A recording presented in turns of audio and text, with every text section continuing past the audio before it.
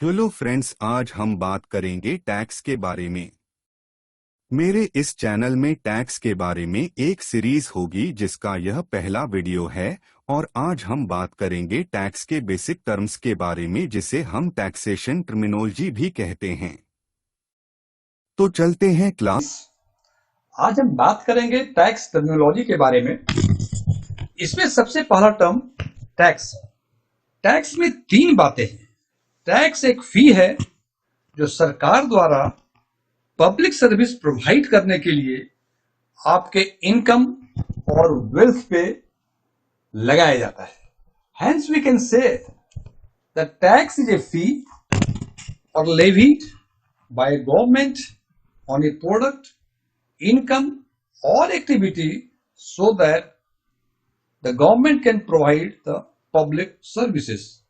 And without taxation, there would be no public libraries or parks or any public services. जरा हम सोचें, यदि हम टैक्स ना देते या कम देते तो क्या होता। Type of tax. टैक्स दो तरह के होते हैं, डायरेक्ट टैक्स और इनडायरेक्ट टैक्स। ये जानने के लिए कि कौन सा टैक्स डायरेक्ट है और कौन सा इनडायरेक्ट, इसके लिए हमें दो बिंदुओं पे ध्यान देना होगा। The first one, who is responsible or liable to pay tax and who is responsible to deposit the said tax to the government exchequer. जिस टैक्स में हमारी ही जिम्मेदारी टैक्स पे करने की है और हमारी ही जिम्मेदारी उस टैक्स को गवर्नमेंट एक्सचेकर में जमा करने की है, उस टैक्स को हम डायरेक्ट टैक्स कहते हैं। जैसे इनकम टैक्स, जहां की हमारे इनकम पे हमारी जिम्मेदारी है टैक्स पे करना और हमारी ही जिम्मेदारी है उस टैक्स को गवर्नमेंट एक्सचेकर में जमा करना। हालांकि हम देखते हैं कि हमारा एम्प्लॉयर हमें मंथली सैलरी देने के पहले टीडीएस काट लेता है और उसे इनकम टैक्स अथॉरिटी के पास जमा कराता है, लेकिन वो जो हमारा एम्प्लॉयर है वो हमारे बिहाफ में ही जो टैक्स हमारा लिया हुआ है वो गवर्नमेंट एक्सचेकर में जमा करता है। The second, indirect tax.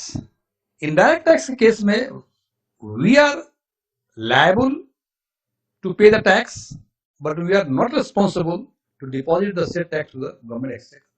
For example, if you go to the restaurant and we order for a pizza, for example, the total bill is 118 rupees, where 100 rupees is for cost of pizza and 18 rupees is the GST. We pay and come out from the restaurant. We never go and search that whether that GST of 18 rupees has been deposited or not in the government exchequer, because that tax is to be deposited by the restaurant, not me. So इस तरह के tax को हम indirect tax कहते हैं। हमने पिछले slide में बात की थी, ये टैक्स जो है हम पे करते हैं अपने इनकम और वेल्थ पे। And here you see there is a stick mark. The stick mark means there is income tax and wealth tax also, but with effect from 1st of April 2016, wealth tax is not existing, it has been abolished.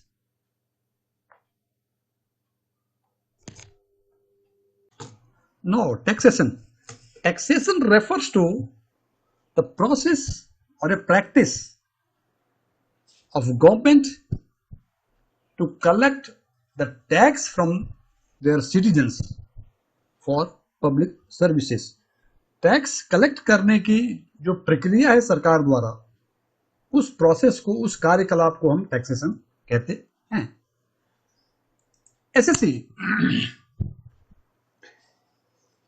SSC means जिसके द्वारा सरकार के नियमानुसार कोई tax payable है, या हम ये कह सकते हैं जिस एंटिटी पे वो इंडिविजुअल हो सकता है, कोई ऑर्गेनाइजेशन हो सकता है, उस पे सरकार के नियमानुसार यदि कोई टैक्स पेबल होता है तो उसको हम एसएससी कहते हैं। Although as per section 27 of the Income Tax Act 1961, unless the context otherwise requires, the term SEC means a person by whom any tax or any other sum of money is payable under this act. Financial year. Financial year means it is a period during which any calculation for income, budget, profit loss is called financial year. Again I repeat, any calculation within which we calculate our budget, income, profit loss, and that period is 12 months. In India, that 12 months starts from 1st of April to 31st of March. Assessment year. Assessment year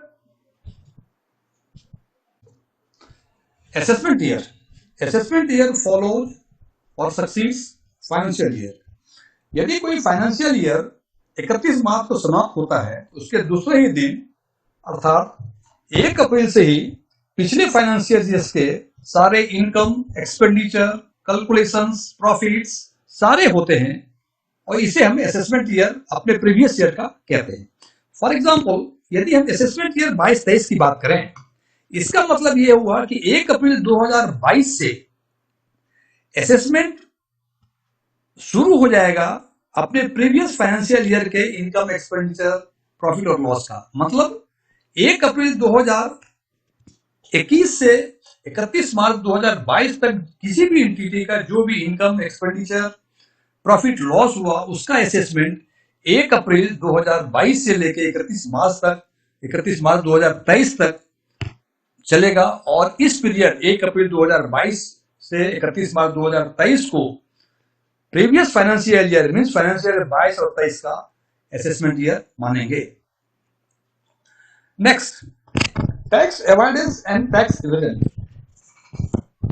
eight it sounds, इन दोनों ही activity का purpose tax liability को कम करना है. लेकिन tax avoidance और टैक्स इवेजन में एक मेजर डिफरेंस है कि टैक्स अवॉइडेंस के अंतर्गत हम टैक्स की लायबिलिटी कानून के लूप होल्स को यूज करके करते हैं, जबकि टैक्स इवेजन में हम गलत ढंग से अनफेयर मीन्स यूज करके अपनी टैक्स लायबिलिटी को कम करते हैं. फॉर एग्जाम्पल, यदि किसी प्रॉपर्टी को बेचने में हमें कोई कैपिटल गेन हुआ और उस कैपिटल गेन को इस प्रिस्क्राइब पीरियड में यदि किसी प्रॉपर्टी में इन्वेस्ट कर देते हैं तो हमें उस पर एग्जेम्पशन मिलता है, मीन्स उस पर टैक्स नहीं लगता. ये कानून के लूप होल्स का उपयोग करके हमने अपनी टैक्स लायबिलिटी कम की, इसीलिए इसको हम टैक्स अवॉइडेंस करते हैं. लेकिन यदि हम अनफेयर मीन्स यूज करके, जैसे अपनी इनकम कम दिखाकर या अपने खर्चे अधिक करके यदि हम टैक्स को कम करते हैं, लायबिलिटी को कम करते हैं, इस प्रक्रिया को हम टैक्स इवेजन कहते हैं.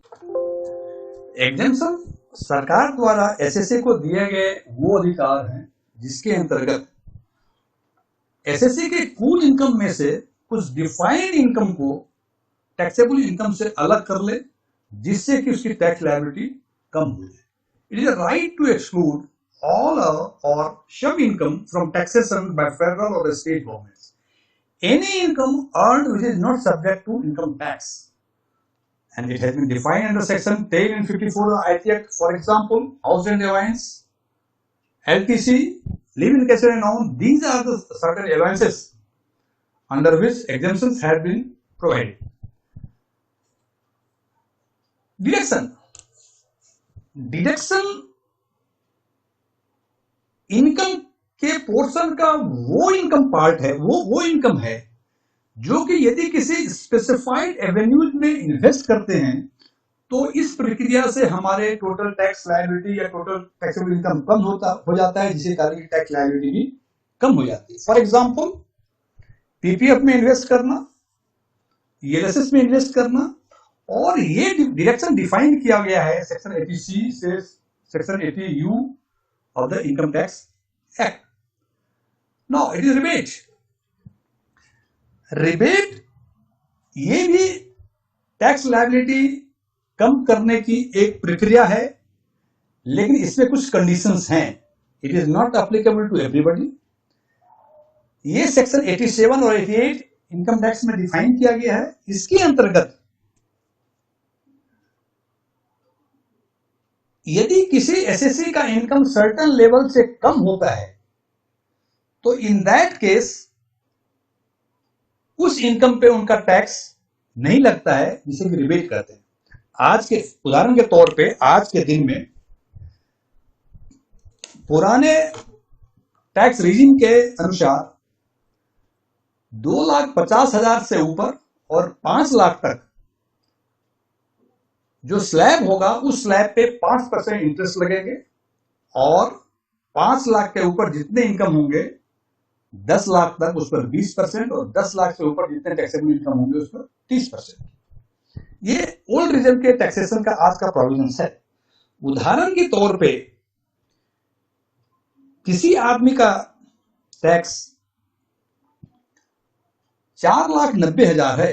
इस नियम के अनुसार 2,40,000 मतलब 2,50,000 से 4,90,000 के बीच का जो भी अमाउंट है उस रकम पे 5% के हिसाब से टैक्स लगना चाहिए. लेकिन रिबेट के अंदर अभी के व्यवस्था के हिसाब से ये प्रोविजन दिया गया है कि जिस एसएससी का इनकम 5 लाख तक ही है उस पे 2.5 लाख से ऊपर 5 लाख तक टैक्स नहीं लगेगा. लेकिन यदि किसी का इनकम 5 लाख से ऊपर हो गया तो उसको 2,50,000 से ऊपर 5 लाख तक 5% और 5 लाख से ऊपर जितना है उसको 20% टैक्स लगेगा. Now it is relief. Relief has been defined under section 89 rule 21. सामान्य अवस्था में स्पेशलिस्ट सैलरी होल्डर को उनका एम्प्लॉयर या तो कभी एडवांस सैलरी देता है, हालांकि इसकी संभावनाएं कम रहती हैं, और एरियर भी देते हैं उनको जिसकी संभावनाएं अधिक होती हैं. तो एसएससी को ये लिबर्टी है कि जिस फाइनेंशियल ईयर में उस फाइनेंशियल ईयर का सैलरी और एरियर सैलरी दोनों ही जोड़ के जितना टैक्स हो वो कैलकुलेट कर ले. दूसरी ऑप्शन है उसके पास कि उस पर्टिकुलर फाइनेंशियल ईयर की सैलरी को अलग कैलकुलेट कर ले और एरियर की सैलरी को प्रीवियस फाइनेंशियल ईयर में स्प्रेड कर दे और फिर प्रीवियस फाइनेंशियल ईयर का टैक्स कैलकुलेट करे. दोनों के टैक्स में जो कम हो वो एसएससी उसको लिबर्टी है कि वो अप्लाई कर सकता है. उदाहरण के तौर पे फाइनेंशियल ईयर 19-20 में किसी एसएससी को 7,50,000 तनख्वाह मिली थी. 20-21 में 8 लाख मिली थी. 21-22 में 9 लाख मिली थी. 21-22 के दौरान उनको 1,50,000 जो कि 75,000 19-20 का था और 75,000 20-21 का था एरियर के रूप में मिला. टोटल सैलरी 21-22 फाइनेंशियल ईयर में एसएससी को 10,50,000 की सैलरी मिली. अब एसएससी के पास दो ऑप्शन. पहला ऑप्शन पूरी सैलरी पूरी 21-22 फाइनेंशियल ईयर की पूरी इनकम वो 10,50,000 मान सकता है. दूसरा ऑप्शन 21-22 की सैलरी वो 9 लाख मान सकता है. 20-21 का 8,75,000 मान सकता है और 19-20 का 8,25,000 मान सकता है. दोनों ही ऑप्शन में वो टैक्स लायबिलिटी कैलकुलेट करेंगे और जिसमें जो जिस भी ऑप्शंस में टैक्स लायबिलिटी कम होगी वो उस तरह से उसको एसेस करवा सकते हैं. ये लिबर्टी है under section 89 of the income tax act which is called relief. Surcharge is an additional tax to be paid by the taxpayers earning a higher income beyond a certain limit set by the government. इसका मतलब, जैसा कि हम जानते हैं कि पुराने old tax regime में यदि आपकी टैक्सेबल इनकम 10 लाख से अधिक होती है तो उस पे 30% का टैक्स लगता है। लेकिन सरकार ने सोचा, रेवेन्यू अथॉरिटी ने सोचा कि 10 लाख से ऊपर वाले को भी 30%, और यदि किसी की इनकम 10 करोड़ हो उसको भी 30%। इस एनोमैलीज को दूर करने के लिए उन्होंने एक प्रोविजन सरचार्ज का लगाया। उन्होंने कहा कि बियॉन्ड थ्रेशोल्ड लिमिट, यदि आपकी इनकम बढ़ जाती है तो उस बढ़े हुए इनकम पे एक additional surcharge over and above the applicable taxable rate लगेगा, जिसको कि सरचार्ज करते हैं। आज के दिन में यदि आपकी टैक्सेबल इनकम 50 लाख से अधिक बढ़ जाती है तो उस पे 10% एडिशनल टैक्स, जो टैक्स बनते हैं उस पर एडिशनल लगते हैं, and this is called surcharge. Margin relief, सरकार ने यह सोचा कि सरचार्ज लगाने के बाद हो सकता है कि प्रेस्क्राइब लिमिट से इनकम जितना नहीं बढ़ा हो उससे अधिक सरचार्ज लग जाए, तो किसी को ऐसा ना हो कि इनकम बढ़े, फॉर एग्जाम्पल 50,000 का, उस 50,000 के कारण उस पर सरचार्ज लग जाए 60,000 रुपए। तो उन्होंने एक प्रोविजन दिया मार्जिन रिलीफ का, and the purpose of margin relief is to ensure that the amount of tax payable including surcharge does not exceed the amount of income which exceeds the prescribed limit. For example, यदि किसी की net income 51 lakh है तो surcharge मिलाकर उसके total tax payable होते हैं 14,69,000, that is 14,69,000. And the persons whose income is 50 lakh, his tax payable would be 13,65,000. So now here we see that in the first case, income exceeded beyond threshold limit is 1 lakh, but due to this 1 lakh, the additional tax burden exceeds 1,04,000. So under marginal relief, the additional tax burden on account of surcharge should not exceed the amount of income exceeding the prescribed limit. So here, the tax liability of the SSC would be 40,65,000 instead of 40,69,000. TDS or tax deducted at source, as it sounds, is income tax reduced from the money paid at the time of making specified payments such as rents, commission, professional fee, salary, interest, etc. by the persons making such payment. It means it is the responsibility of the persons who are making payment to you under certain income to deduct the tax at the prescribed rate before paying to you.